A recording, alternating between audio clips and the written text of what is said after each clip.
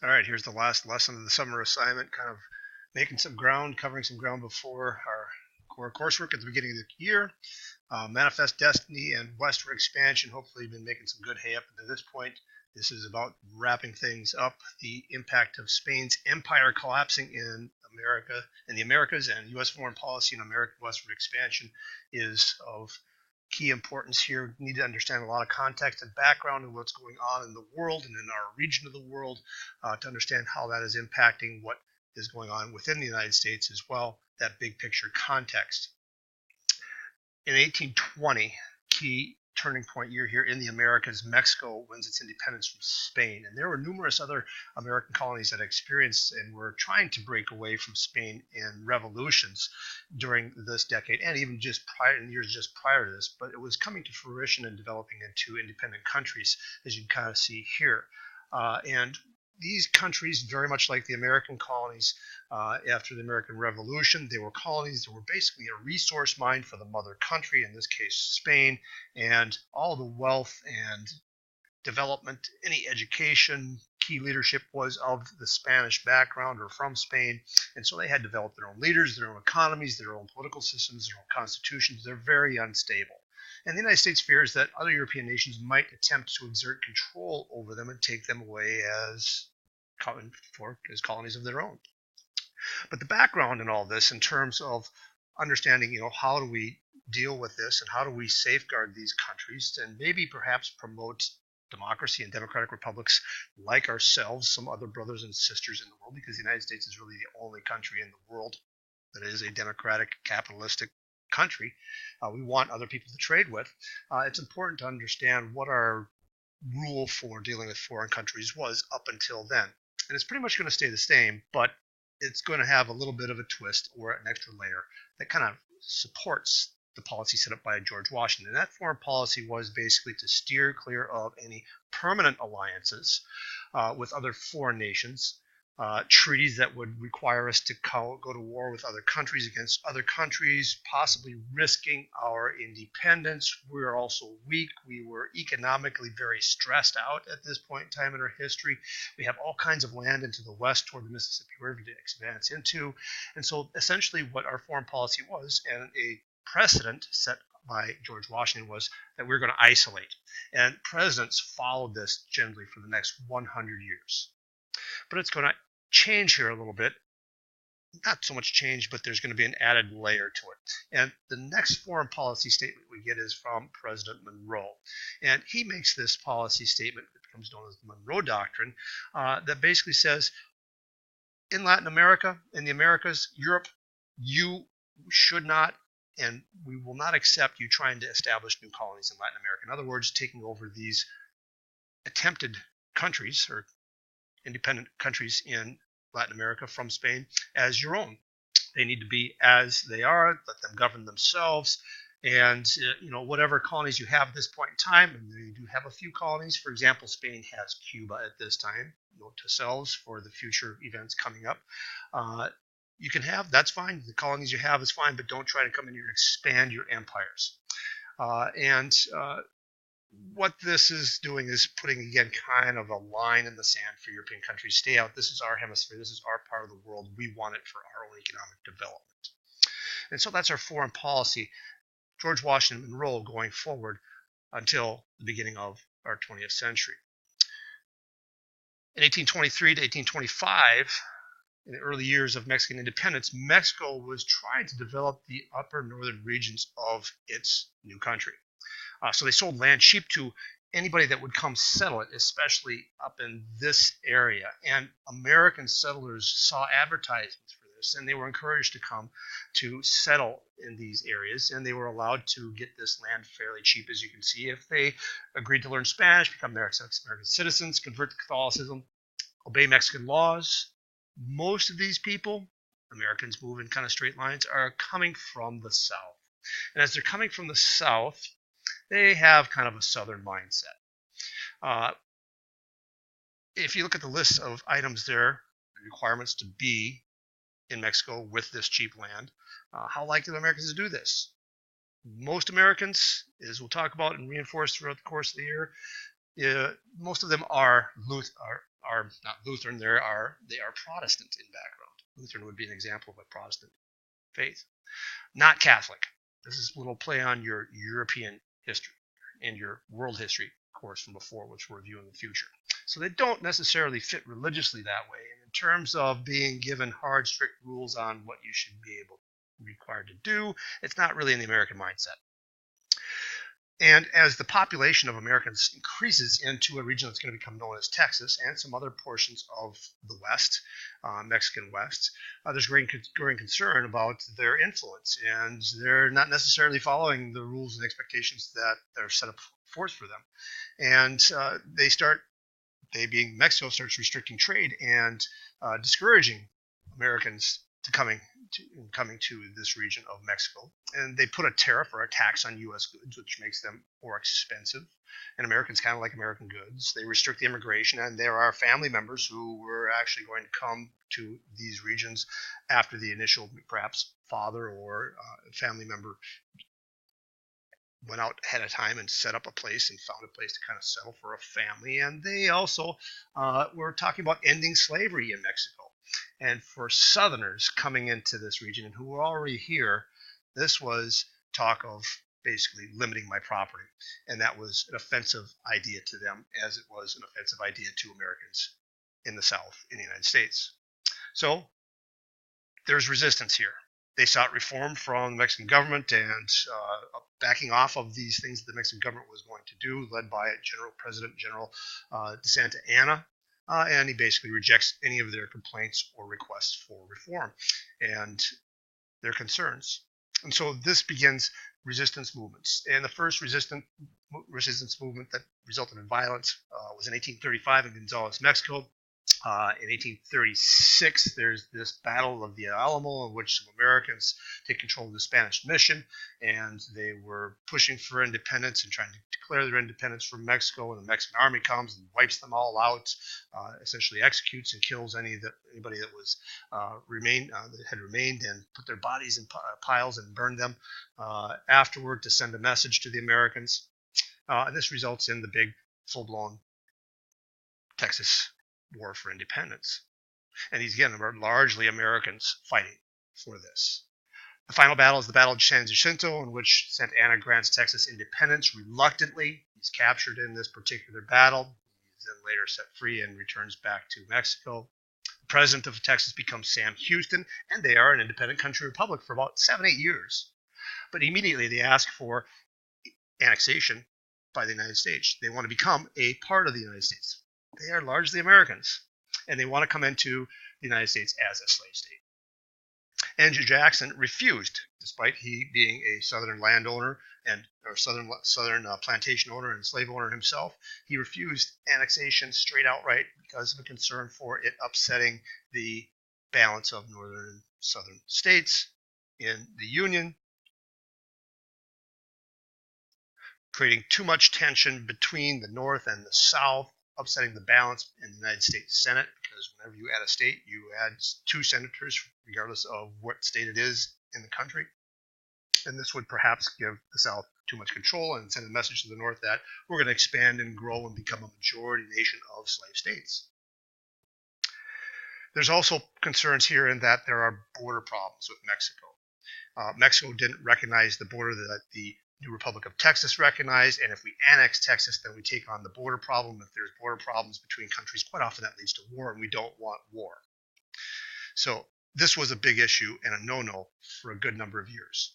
At this point, you might want to go ahead and just pause, review your notes, and what was talked about here for the first essential question, and write down your summary for the first essential question, and then go ahead and write down your second essential question, which is the concept of manifest destiny. What is it? What is its impact on westward expansion? And how does the election of 1844 affect tensions between the North and South? Make a little hay. Take a break. Do a quick summary. So the late 1830s and the 1840s were very pivotal years, and the 1840s a pivotal decade for the United States, and sending us in a very interesting and different direction that's going to lead to a significant amount of conflict between the two sections, the North and the South. And what is developing at the end of the 1830s, what does develop at the end of the 1830s, is the Panic of 1837, a massive and the worst depression in our nation's history. people going financially in ruins, banks going bankrupt, people losing their jobs. And what tends to happen when these panics or depressions occur is people pick up and they go west, young man. And in this case, these Americans start moving further into the west. Notice Texas, Santa Fe Trail, the Oregon Trail out into Oregon. This was jointly held by the United States and Britain by agreement. So there are British people here and there are Americans here just living in supposed harmony for a while until a certain number of Americans get there and they say now they'll start arguing that it should be American, and then out into California. And so this increasing population of Americans in the West is essentially going to help justify the United States government and Americans supporting the idea that it should just become part of the United States. And the president that's significant at this point in time is a guy by the name of President John Tyler. He was a Democrat, but he becomes a Whig vice presidential candidate in the election of 1840, and he becomes president right away when President Harrison dies in office. He gets sick after the inaugural address, and literally about 30 days after the inauguration, he dies, and this Tyler is president. Well, he really was a Democrat in his mindset, but he was recruited to become a Whig for the Whig Party, which is really kind of a party more of the North, which was tended to be the party that really hated Andrew Jackson and also was anti-annexation for sure, kind of like Andrew Jackson, but for different reasons, primarily because of the spread of slavery issue. And when he becomes president, he vetoes all this legislation that the Whig Congress and party wants to pass, and so they kick him out of the party. He's the first president ever not to have a party while in office, officially. But he wants to become president again, and so he seeks the Democratic Party nomination. And how to do that? He says, well, I'm going to do that by getting Southerners to be really happy with me, and I'm going to say, well, I'm going to push and promote the annexation of Texas. And he tries to get a treaty set up between the Republic or Nation of Texas, but it fails. And it fails, and so does his attempt to become the nominee for the Democratic Republican candidate ticket in the election of 1844. The Democrats, instead, are going to choose this guy, Polk. But first, let's take a look at the favorite, odds-on favorite, by far favorite, Henry Clay, Whig from Kentucky. Super important person. His nickname is the Great Compromiser.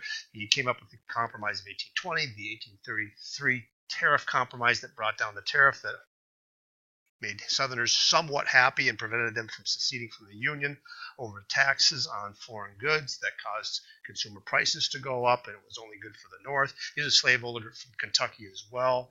Enemy of Jackson.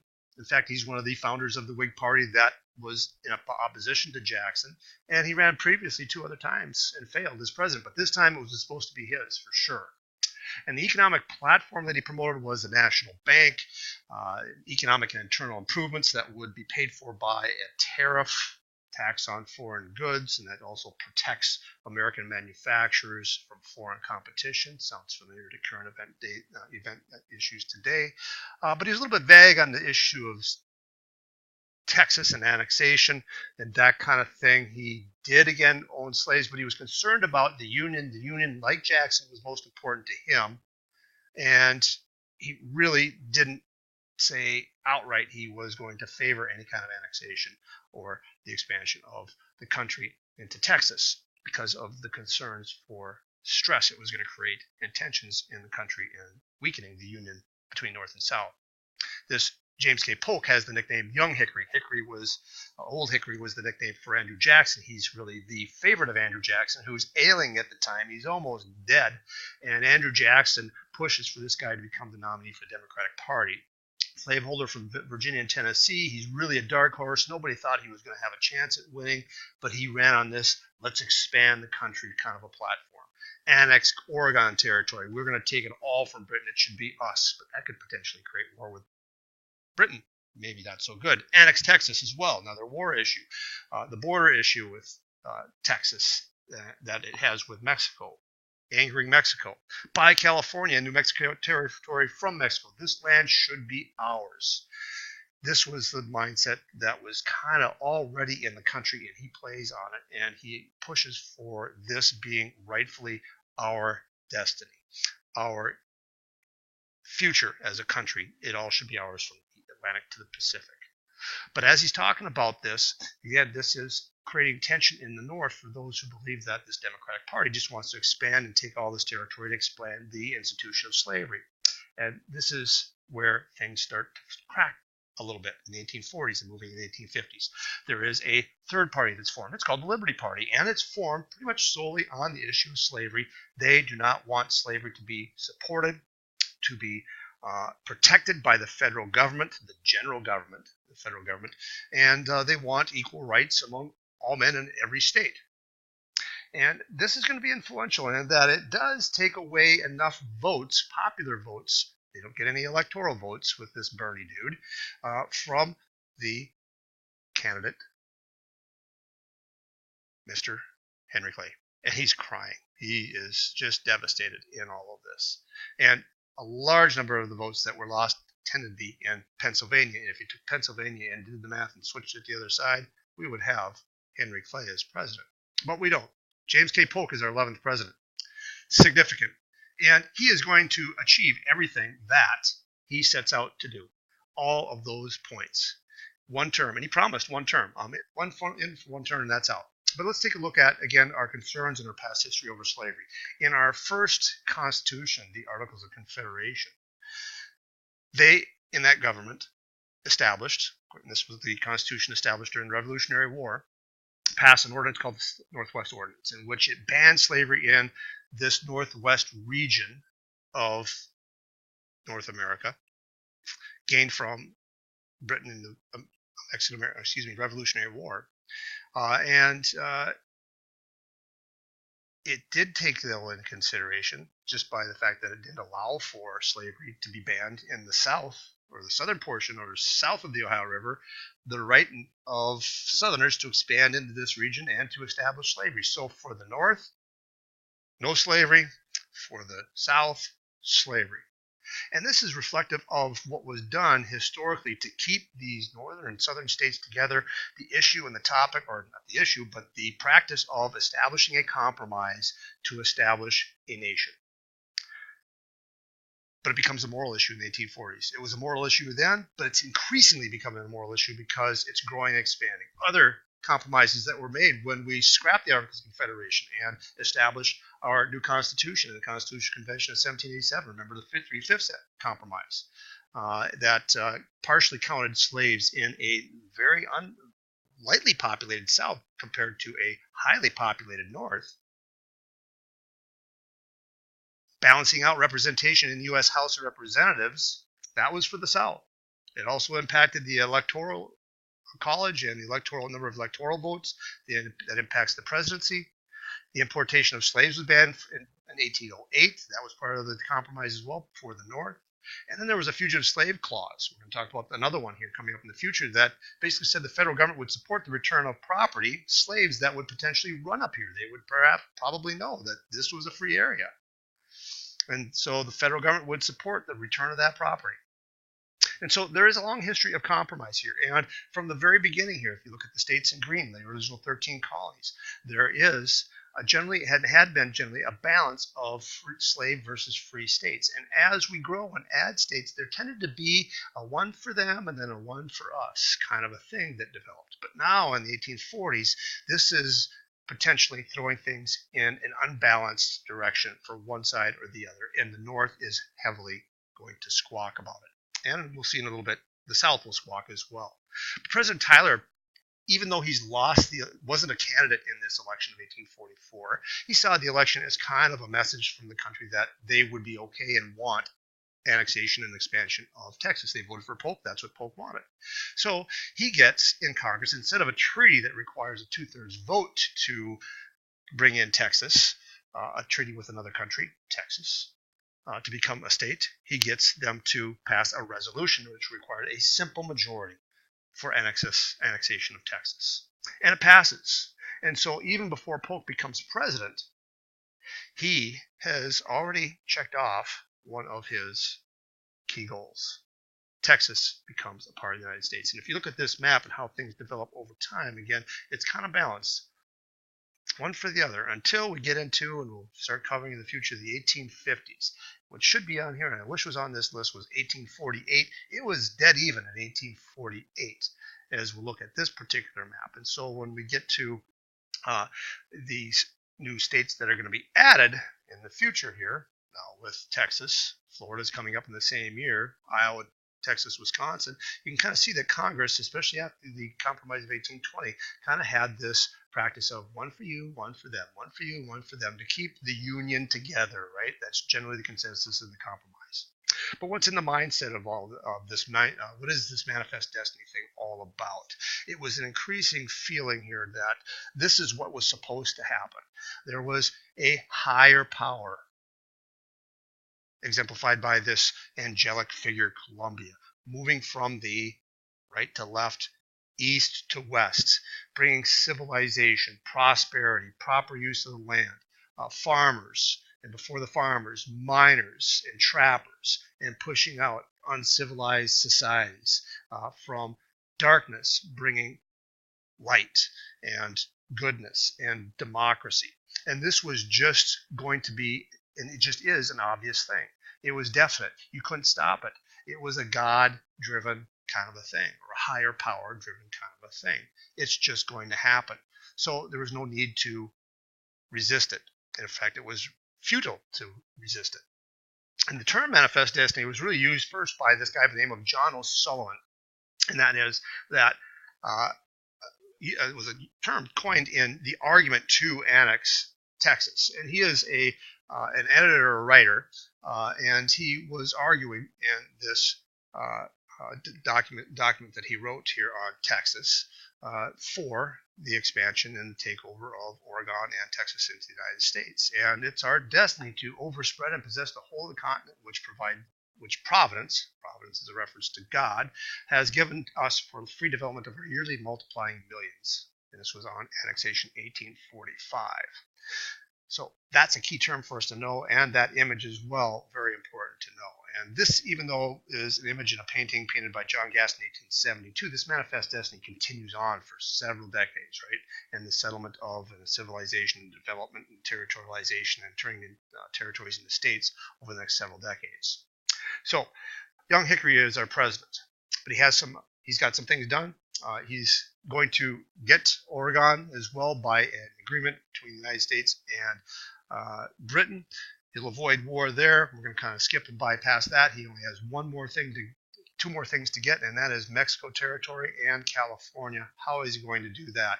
This guy is very aggressive, and there are some thoughts and plans on how to get this done. Again, take a pause, answer your essential question. Write down your essential question number 3, discussing the causes, controversies of the Mexican-American War in 1846 and its impact on sectionalism. This is a reference to the North and the South, differences in views on issues of various topics, i.e. slavery and government, power government taxes, that kind of thing, expansion into the West, this issue of Texas, and the still problem with the border is going to lead us to a war. New Mexico, California should be ours. Mexico is angry and has been angry well before this because they really believed the United States was kind of behind the whole Texas independence revolution thing and encouraged it and promoted it. And the border dispute is between two rivers. One, the present-day Rio Grande, which is our border, and a river known as the Nueces River. Mexico said it's the Nueces River. The United States says the border is the Rio Grande. A significant dispute. Who is right? Well, President Polk sends a representative to negotiate with Mexico, and this representative offers Mexico $30 million for New Mexico and California, and an agreement that the Rio Grande is the border, and we would pay off any debt that Americans owe to Mexican citizens.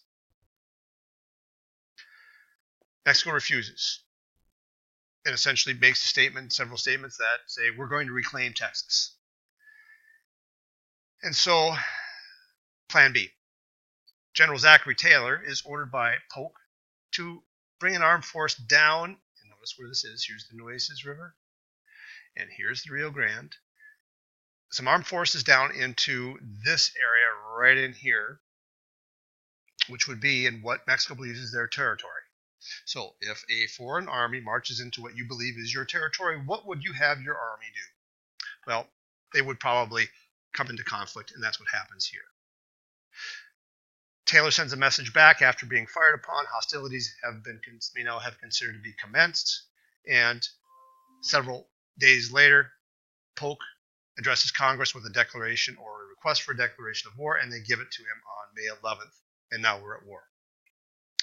And so this war is going to be really the first war in American history in which Americans are significantly opposed to each other about whether we should be involved with it or not. In the South, not that there aren't Democrats in the North, because there are. Democrats are generally in favor of it, and especially in the South. Let's go. Whigs saw that as Democrats wanting to expand slavery into the South. The Whig Party tended to be a little stronger in the North and prevalent in the North, and this is going to be a war just to expand slavery. Frederick Douglass is one of those people that highlighted that mindset.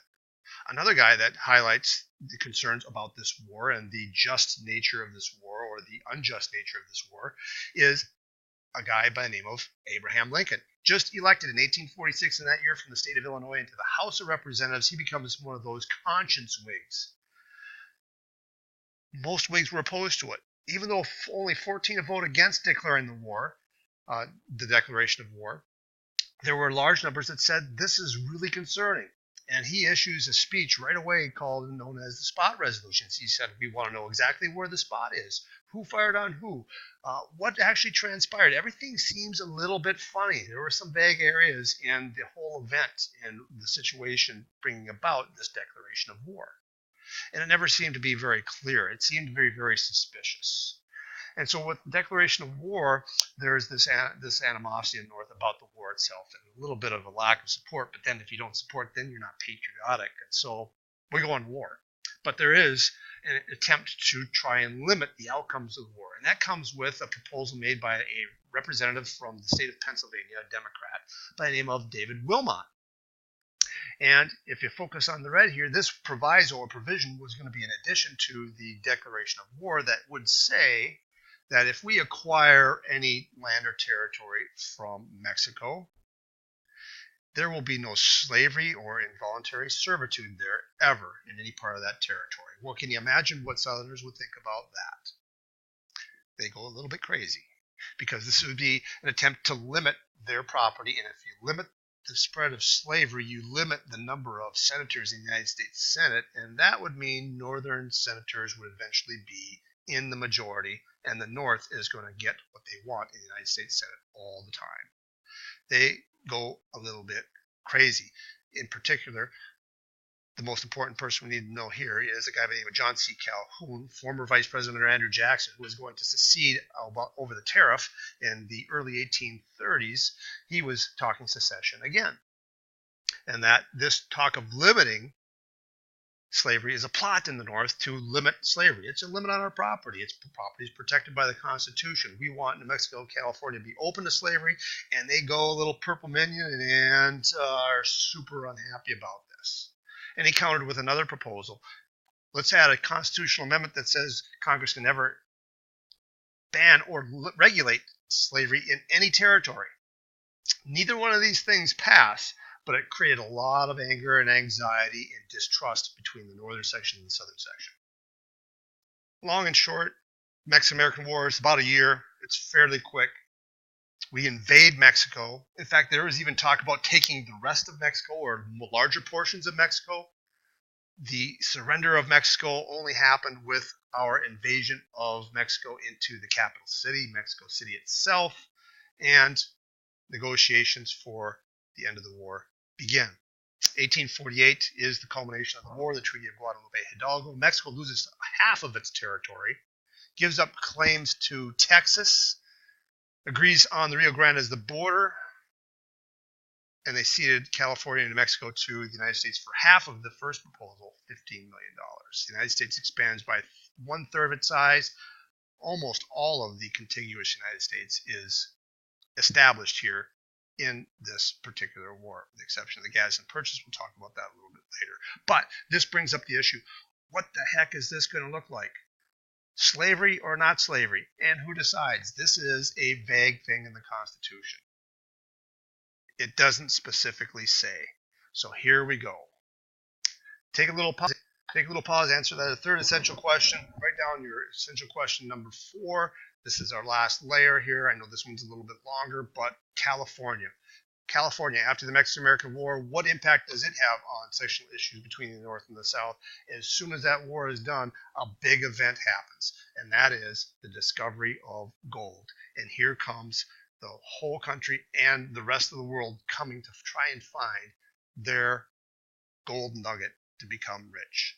And this occurs on this, basically a plantation in California, owned by a guy by the name of John Sutter. A carpenter working for him finds gold at his lumber mill near present-day San Francisco. It's going to become basically Sacramento today, and people start coming in from around the world. Less than a month later, or weeks later, less than a week later, about a week later, the Treaty of Guadalupe Hidalgo is signed, and all of a sudden, by the time we get to about 1849, it takes about a year for people to get there because the distances that people have to travel are immense. It's really difficult to get there. The population explodes, and it's a little bit crazy, and people get a little bit crazy because there's money involved.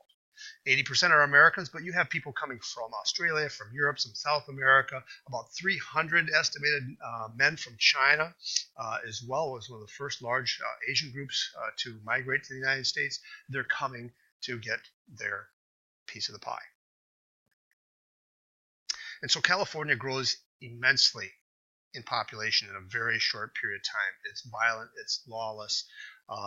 People are jumping each other's claims and attacking and killing each other for gold and things like that. Boom towns pop up overnight. There are vigilante squads that develop to hang people who are accused of stealing things or killing somebody, and there are no trials, things like that. It's recognized right away that California needs to be a state. In fact, even before the gold rush, there was a sizable population of Tejanos there and Mexican citizens there. And so they apply for statehood immediately. They write a constitution. Their voters choose no slavery, and the southern states go nuts because this is going to throw off the balance of states north versus south. And there's talk of secession here again over this. And there's essentially 15 and 15 at the time. They go to the president, and they really say to the president at the time, we'll talk about who that is a little bit later, we're going to secede. So this is 1850, and this is what we'll pick up when we get into class in the first days. We'll talk about what is it that they come up with to solve this issue between the North and the South. It's going to require yet another compromise on slavery in the territories. And, oops, missed one there. This guy, Henry Clay, is going to be the guy to come in and save the day again. So, make 8, answer your essential question for the final question. Congratulations, you're done with the summer assignment. Do some study and review. There's some other videos there that are set there to review for you. I'll probably establish a few more that'll be quick reviews of everything you've done for the summer before we take our couple quizzes on things, and we'll be ready to go. Make 8. Have a great day.